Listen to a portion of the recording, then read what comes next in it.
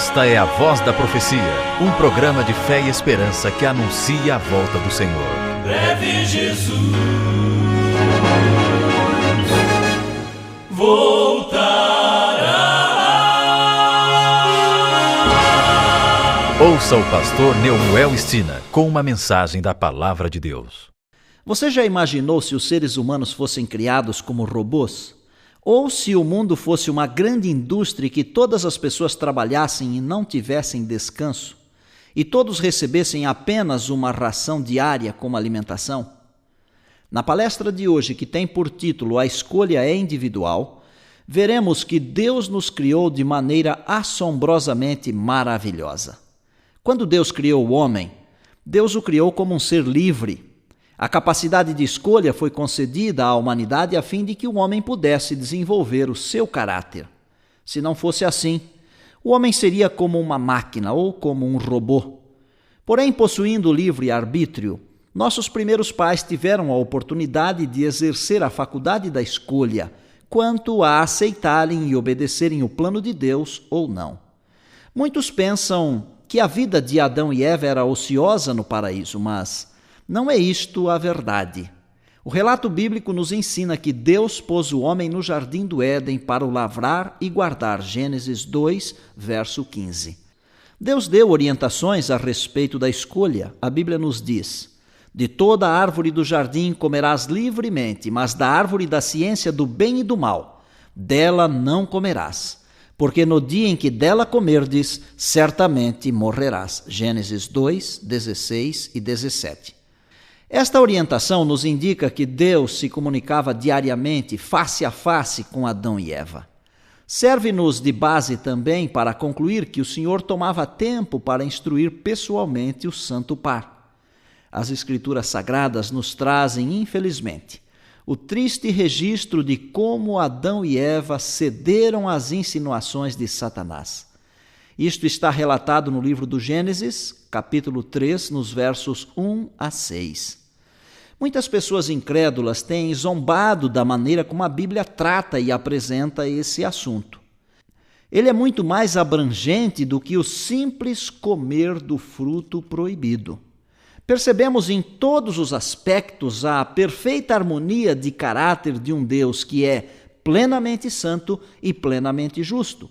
Sendo o homem livre e existindo o pecado, era necessário que Adão e Eva, por sua própria escolha, manifestassem o desejo de serem fiéis a Deus ou não.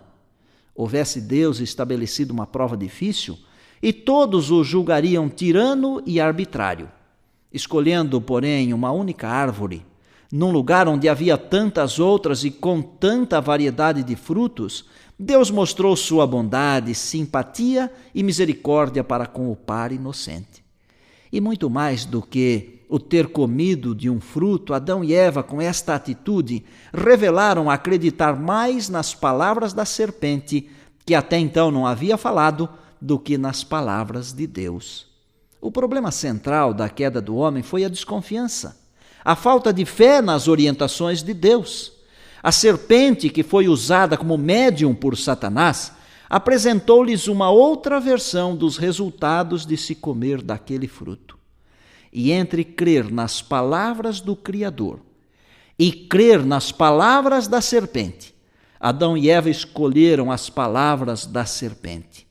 Nós só podemos concluir que foi uma grande tragédia. E esta tragédia tem chegado até nós, ela tem nos alcançado. Deus disse que haveriam de morrer.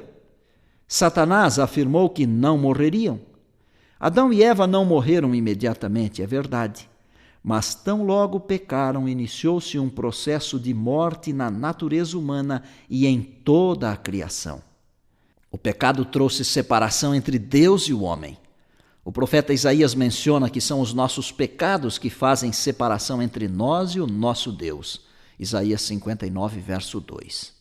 Sendo o homem criado perfeito, puro, santo e sem nenhuma inclinação para o mal, esta natureza foi manchada, foi maculada, foi corrompida.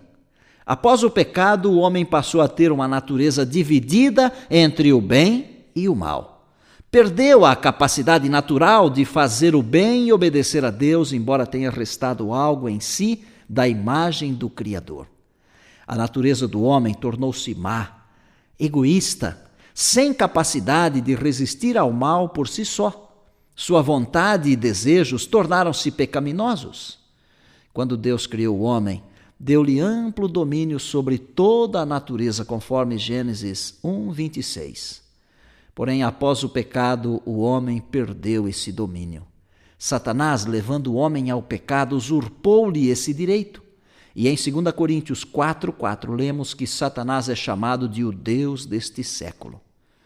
Na própria natureza vemos a realidade da existência do bem e do mal. Nela vemos simetria, beleza, encantamentos mil, mas vemos também a destruição que o pecado impôs à perfeição criada por Deus.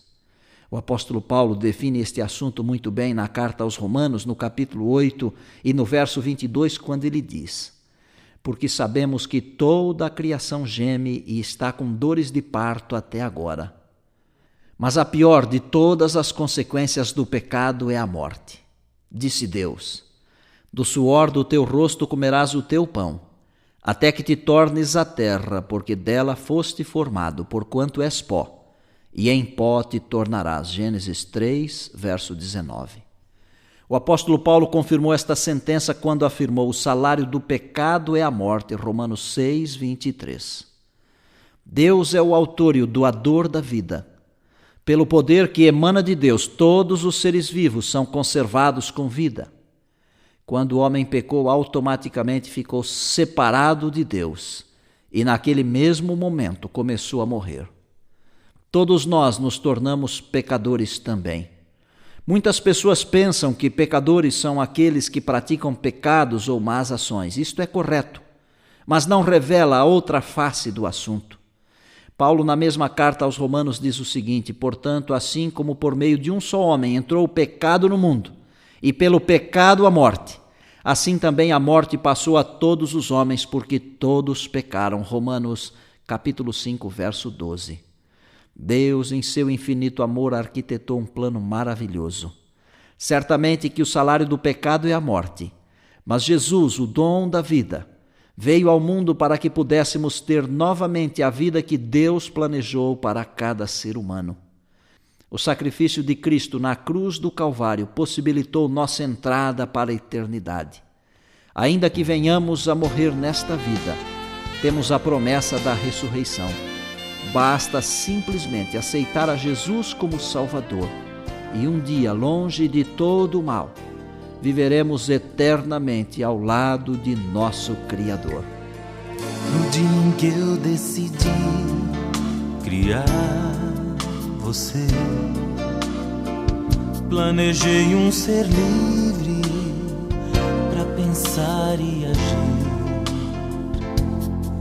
Imaginei alguém podendo decidir.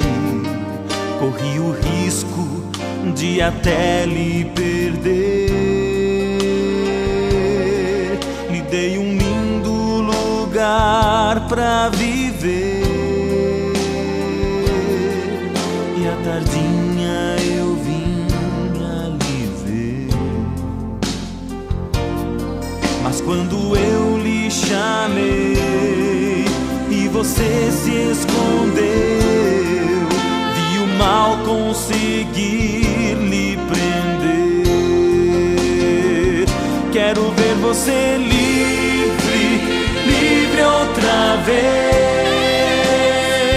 Quero ver você livre correr pra querer me abraçar. Quero ver você livre, livre outra vez.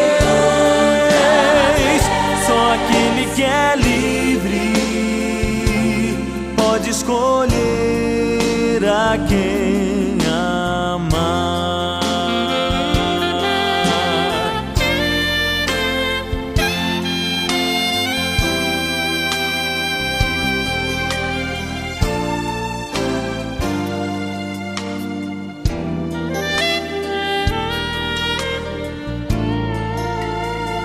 Naquele dia eu chorei ao ver você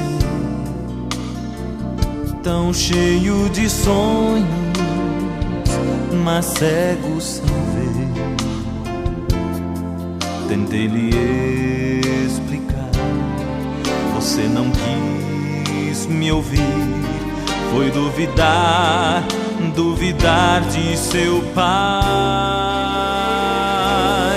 e se tornou um escravo do mal.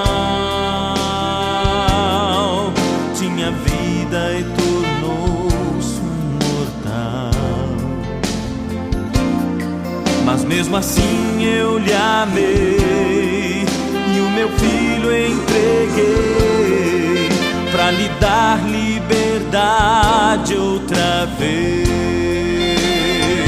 Quero ver você livre, livre outra vez. Quero ver você livre correr pra querer me abraçar. Quero ver você livre, livre outra vez. Só aquele que é livre pode escolher a quem amar.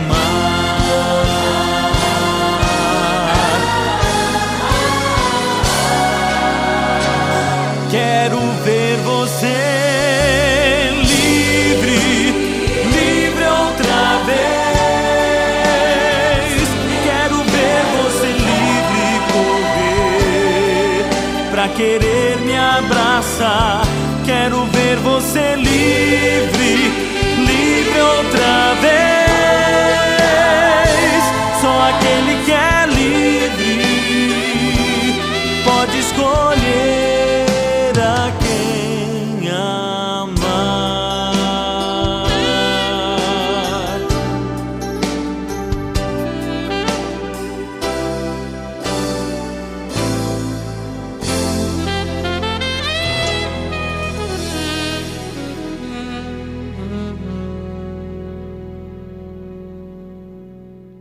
Obrigado, Fernando.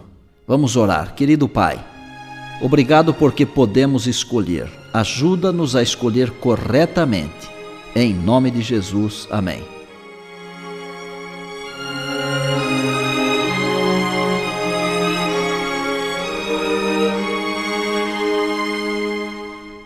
Se você quiser estudar mais profundamente a Palavra de Deus, peça o curso bíblico Encontro com a Vida.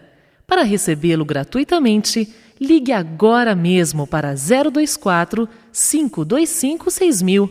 Se preferir, escreva para o programa A Voz da Profecia, Caixa Postal 1189, CEP 20001-970, Rio de Janeiro. Teremos muito prazer em atender o seu pedido. E disse Jesus: passará o céu e a terra, porém as minhas palavras não passarão. Eis que venho sem demora. Lembrem-se que a voz é nossa, mas a palavra é de Deus. A Voz da Profecia é um programa da Igreja Adventista do Sétimo Dia.